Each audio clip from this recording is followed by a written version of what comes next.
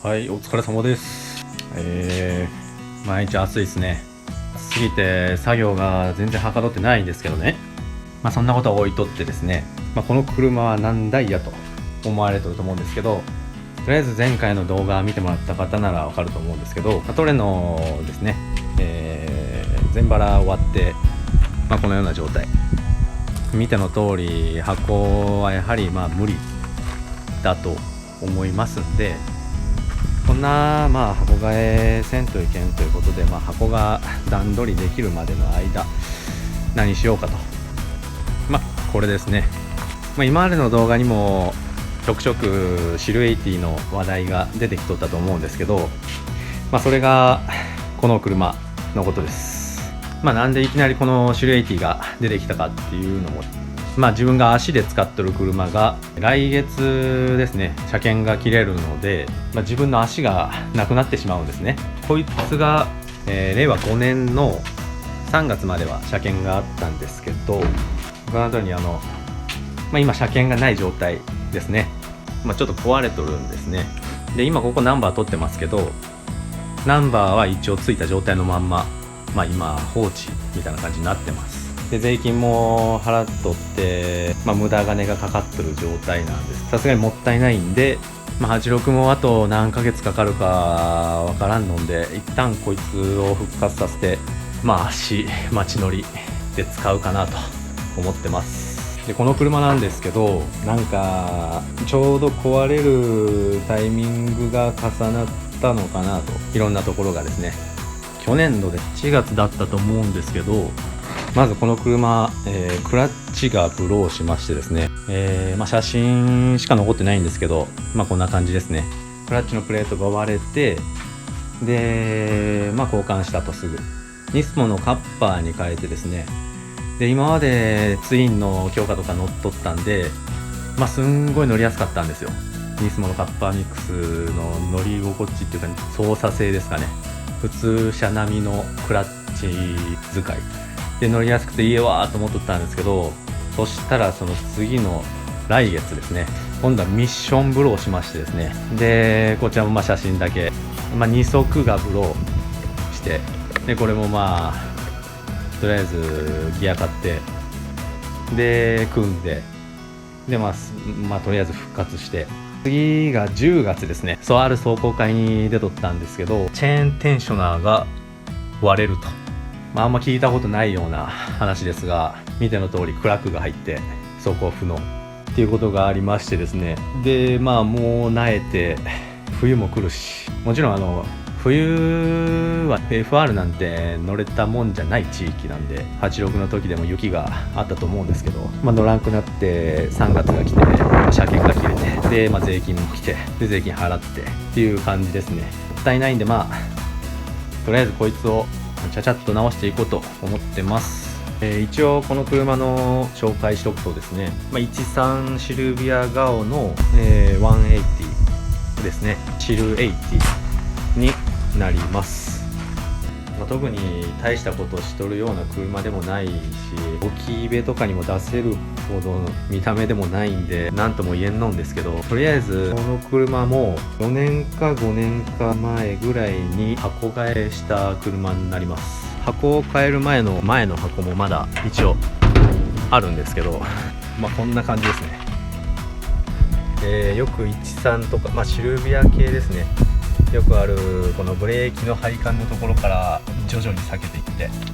こんなことになる。もうちょっと早く気づいとったらここまでならんのですけど、気づくのも遅くてですね、この通りもうパックリといっちゃいましてですね、その時は溶接する技術もないし、学生だったんで、このリベットですね、両サイドですもん、こんな感じで鬼のようにリベット打って、とりあえずこれで走ってましたかね。そんなことがあったんで、箱替えした車両になります。エンジンは確か、自分も記憶がちょっと曖昧なんですけど、腰下をヘッドエンジン使って、シリンダーヘッド後期でしたかね。ベッドカバーが中期になるんですかね。組み合わせたエンジンになってます。ハーネス類とかは後期ですね。メーターとかも後期メーター、とりあえずフルバケとセミバケ、あとはロールバーが1234567の8点式ですね。ロールゲージ、メーターは旧デフィですね。白の文字盤でイルミネーションがグリーンのやつです。旧車チックなグリーン色が良かったんでこれにしてます。このエンジンの仕様は純正マニですね。ウエストゲート溶接付けですかね。一応ゲート仕様。タービンは S14 タービン。もう何年前、10年か15年前ぐらいに流行ったというか、よく追ったような仕様じゃないかなと思うんですけど、14とか15タービンにブースト 1.2 キロぐらいかけて馬力が300あるかなないかなぐらいのそういう仕様になってます。ラジエーターはアルミ入れてますけど、ちょっと前までは電動ファン2気掛けとかで使っとったんですけど、自分の性格上電ファンのスイッチの入れ忘れとかがあってですね、オーバーヒート気味とかすることがあったんで、純正のカップリングファンですねに戻しました。でオイルクーラーとかはついてないですし、インクラもその適当なインクラ、エアフロだったりインジェクターやら年本もその辺変えてあるんですけど、その辺は特に言えば一昔前の仕様ですね。次足回り系ですけど、前後、5欠化してあります。ですけどこんなは4欠に戻そうかなって思ってますね。リアはアーム類は基本っていうか全部ですね、ノーマルです。でフロントアームがデュラモードさんのとこの加工したロアとナックルですね、切れ角アップ仕様になってます。外装は特にこだわってないです。ライトは角めのクリアにしてありますけど、エアロも特にどっかのメーカーのエアロじゃないですし、なんなら純正に戻そうと思ってます。なのでこの屋根はこの純正のサンルーフ付きですね。そんなに角度は開かないですけど、こんなもんですね。でボンネットも純正ですね。86、早くしろよって思われるかもしれないんですけど、ちょっと箱の、準備とできるまでの間、動画も上げるのもなっていうことで、この車触るのも動画にするかせんかちょっと迷ったんですけど、気分転換っていう感じで見てもらえたらと思います。今回の作業何するかなんですけど、今回このタイミングのチェーンのテンショナーが割れるってことで、実際このテンショナーが割れるっていう事例が、なかなかないっていうか、聞いたことがないような、それがなんで起こるかっていうのを考えると、このタイミングチェーンが伸びてきたのかなと。このテンショナーの可動域ですかね、限界を迎えて、変な負荷のかかり方しとるんかなと。カペットカバーを、開くこともあったんですけど、この間ですね、ここカムがあって、ストロケがあって、で、チェーンがこう通ってるんですけど、この間このチェーンと干渉して、このカペットカバーの裏側が結構この削れとるんですよね。この状態でも乗れんことはないんですけど、エンブレをかけた時にカムとクランクとかその辺がどういう動きをするかがちょっとイメージできんのんですけど、多分チェーンがどっかしてたるむような動きになると思うんですよ。でこの間がジャラジャラと音が鳴るような感じなんで、とりあえずチェーンの交換ですね。で最初はどうせバラすんだったらこのいろんなことしたいなと思っとって、ピストン変えたりカム変えたり、タービン変えたりとかやろうと思ったんですけど、そんなことしとったらこの車もまた何ヶ月かかるだやっていう話になるんで、とりあえず復活するっていうのを目標で、こんなのをちゃちゃっと直していきたいと思います。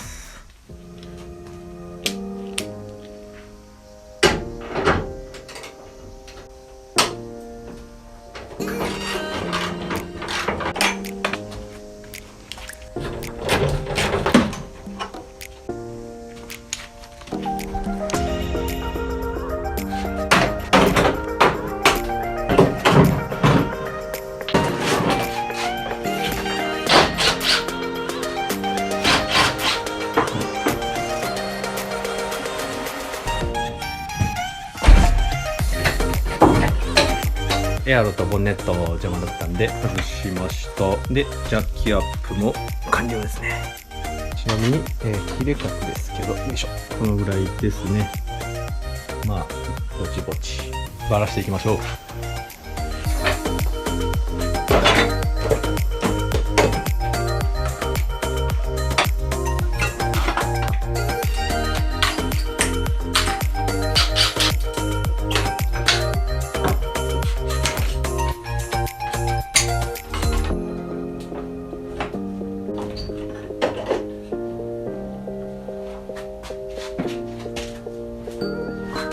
とりあえずマフラーやら配管配線撤去してタービンも撤去し終わりました。14タービンですね。14タービンはボールベアリングのタービンですので、ウォーターラインはカットしてます。なので本来はここに、水のウォーターラインがつながってくるんですけど、こんなはつなげてないです。でメリットは水温の上昇が抑えられるとかあると思うんですけど、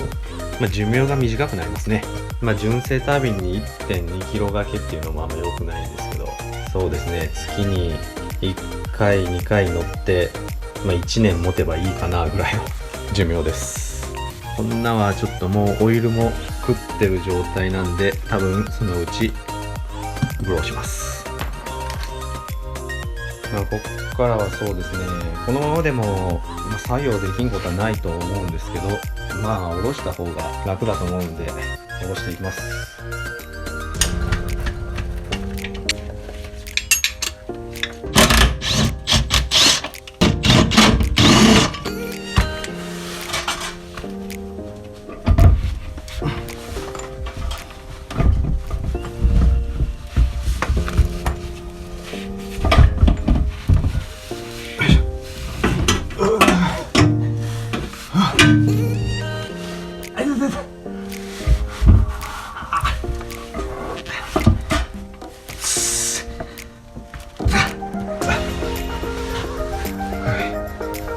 降りました。これですね、前回出た娘のカッパーミックス。ミッション降りましたんで、次にパワーステエアコンですねを外してから、このエンジン下ろしていきます。パワーステもエアコンも外れましたんで、エンジンの後ろ側のヒーターのホースも外し終えて、あとはマウントのナットですね、両サイド外してエンジンをつっていきます。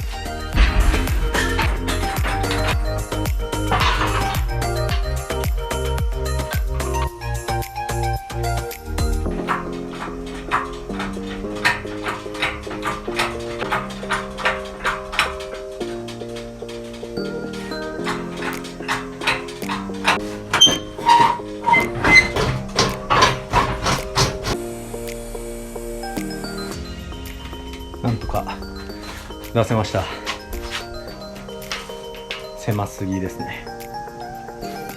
クラッチ取らんとこのエンジンスタンドがつけれないので、クラッチ取っていきます。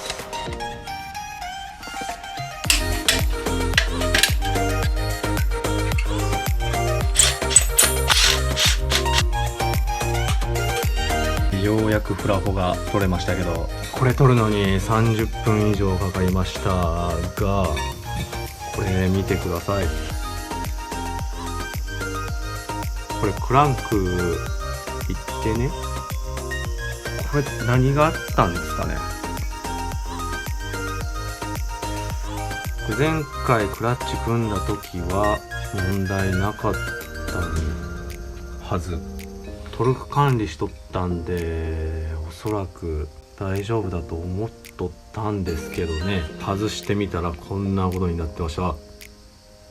さあどうする。一旦今回はここまでにしまして、エンジンの方、次回バラしていきたいと思います。ではまた次回で。